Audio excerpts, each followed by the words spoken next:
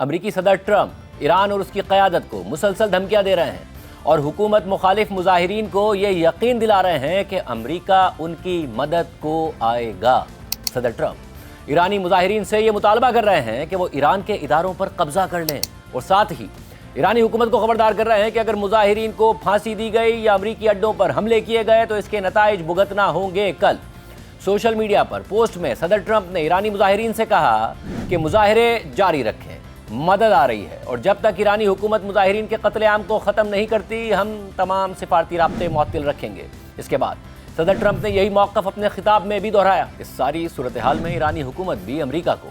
ممکنہ مداخلت کی صورت میں سنگین نتائج کی دھمکیاں دے رہی ہے اور یہ خبر بھی سامنے آ رہی ہے کہ ایرانی حکام نے خطے کے ممالک سے کہا ہے کہ وہ امریکہ کو ایران پر حملے سے روکیں ورنہ ایران ان ممالک میں موجود امریکی فوجی اڈوں کو نشانہ بنائے گا۔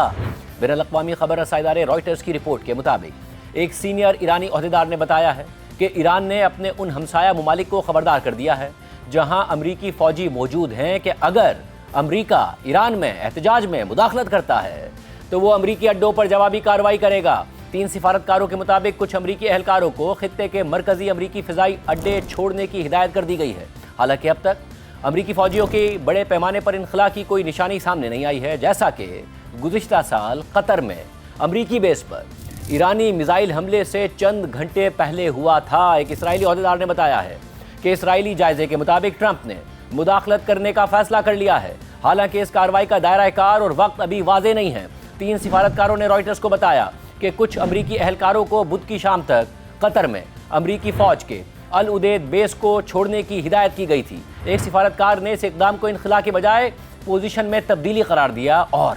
العدید بیس کے قریبی فٹ بال اسٹیڈیم اور شاپنگ مال کی جانب فوجیوں کی بڑے پیمانے پر نقل و حرکت کے کوئی آثار نہیں تھے، جیسا کہ گزشتہ سال ایران کی جانب سے میزائل حملے سے پہلے ہوا تھا۔ ایک سینئر ایرانی عہدیدار کے مطابق ایران نے خطے میں امریکی اتحادیوں سے کہا ہے کہ امریکہ کو ایران پر حملہ کرنے سے روکا جائے۔ ایرانی عہدیدار نے مزید بتایا کہ ایران نے سعودی عرب اور متحدہ عرب امارات سے لے کر ترکی تک کو بتا دیا ہے کہ اگر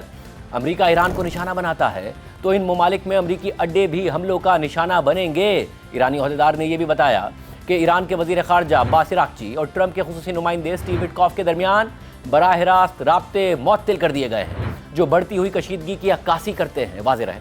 کہ خطے میں امریکہ کے کئی فوجی اڈے موجود ہیں، جن میں قطر کے العدید بیس میں امریکہ کی سینٹرل کمانڈ کا فارورڈ ہیڈ کوارٹر اور بحرین میں امریکی نیوی کے 5ویں فلیٹ کا ہیڈ کوارٹر شامل ہے، جبکہ اب سے کچھ دیر پہلے قطری وزارت خارجہ نے بھی العدید بیس سے امریکی فوجیوں کے انخلا کی خبروں پر رد عمل دیتے ہوئے کہا ہے کہ یہ اقدام موجودہ علاقائی کشیدگی کے نتیجے میں اٹھایا گیا ہے۔ واضح رہے کہ گزشتہ سال جون میں جب امریکہ نے ایران کی جوہری تنصیبات کو نشانہ بنایا تھا تو اس کے جواب میں ایران نے قطر کے العدید بیس پر میزائل داغے تھے، تاہم امریکہ اور قطر نے حملوں میں کوئی نقصان نہ ہونے کا دعویٰ کر دیا تھا، جبکہ اب بھی ایران کی جانب سے امریکی حملوں کے جواب میں اسی طرح کی کارروائی کی دھمکی دی جا رہی ہے۔ اس حوالے سے کل جب امریکی صدر ٹرمپ سے سوال ہوا تو انہوں نے کہا کہ ایران نے پہلے بھی یہی بات کی تھی، انہیں بہتر رویہ اختیار کرنا پڑے گا۔ اس کے علاوہ صدر ٹرمپ نے کل ایک اور انٹرویو کے دوران ایران میں مظاہرین کو پھانسی دینے کے حوالے سے بھی خبردار کیا تھا اور کہا تھا کہ اگر ایرانی حکومت مظاہرین کو پھانسی دیتی ہے تو وہ سخت کارروائی کریں گے۔ صدر ٹرمپ مظاہرین کو پھانسی دینے کی صورت میں سخت نتائج کی دھمکیاں دے رہے ہیں، مگر ایران کی عدلیہ کے سربراہ نے ٹرمپ کی دھمکی کے باوجود مظاہرین کو فوری طور پر پھانسی دینے کا اشارہ دیا ہے۔ اس حوالے سے امریکی نیوز ایجنسی ایسوسی ایٹڈ پریس کی رپورٹ کے مطابق ایران کی عدلیہ کے سربراہ نے صدر ٹرمپ کی جانب سے مظاہرین کو پھانسی دینے پر خبردار کرنے کے باوجود یہ اشارہ دیا ہے کہ ملک بھر میں گرفتار مظاہرین کے خلاف تیز انصاف اور پھانسیوں کا عمل جلد شروع ہو سکتا ہے۔ ایران کے سرکاری ٹیلی ویژن پر جاری ایک بیان میں ایران کی عدلیہ کے سربراہ غلام حسین محسنی نے کہا کہ اگر ہمیں کوئی کام کرنا ہے تو ابھی کرنا چاہیے، اگر دیر ہو جائے 2 مہینے یا 3 مہینے بعد تو اس کا اثر نہیں رہتا۔ ایرانی عدلیہ کے سربراہ کا یہ بیان براہ راست ٹرمپ کے لیے ایک چیلنج ہے، جنہوں نے ایک انٹرویو میں ایران کو پھانسیوں کے بارے میں خبردار کیا تھا۔ اس ساری صورتحال میں امریکہ میں قائم ہیومن رائٹس نیوز ایجنسی کے مطابق پہلے ہی مظاہروں کے دوران سیکیورٹی فورسز کے پرتشدد کریک ڈاؤن میں کم از کم 2571 افراد مارے جا چکے ہیں اور یہ تعداد ایران میں پچھلی دہائیوں میں ہونے والے کسی بھی احتجاج یا ہنگامے کے دوران ہونے والی ہلاکتوں سے کہیں زیادہ ہے اور 1979 کے اسلامی انقلاب کے دوران پیدا ہونے والے حالات کی یاد